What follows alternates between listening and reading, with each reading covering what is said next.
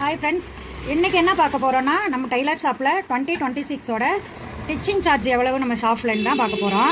பாருங்கள், இன்றைக்கி பார்த்தோம்னா சேலை ஓரம் அடிக்க 30 ரூபா. அதுக்கப்புறம் சேலை ஃபால்ஸ் அடிக்கிறதுக்கு எவ்வளோன்னா 70 ரூபா.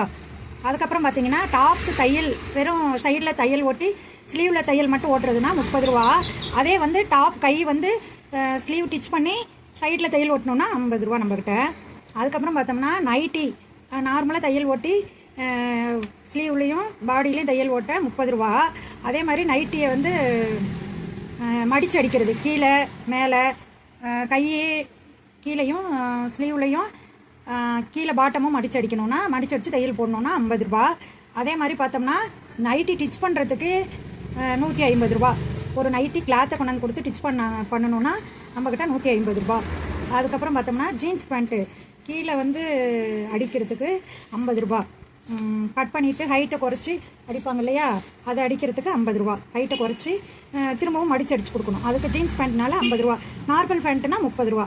அப்புறம் பெட்ஷீட்டு 4 பக்கமும் மடித்து அடிக்கணும் அப்படின்னா 40 ரூபா வாங்குவோம். அப்புறம் லுங்கி மடித்து அடிக்க 40 ரூபா.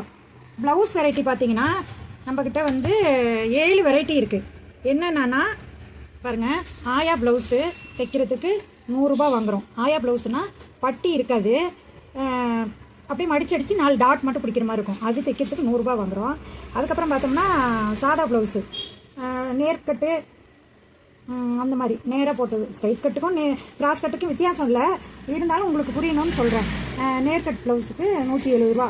கிராஸ் கட்டுக்கும் அதே ரேட்டு தான். நம்ம ப்ளவுஸை வந்து கட்டிங்கில் இப்படி திருப்பி போட்டு வெட்டுவோம், இது ஸ்ட்ரைட்டாக வெட்டுவோம், அவ்வளோதான் வித்தியாசம். அப்புறம் பார்த்தோம்னா லைனிங் ப்ளவுஸு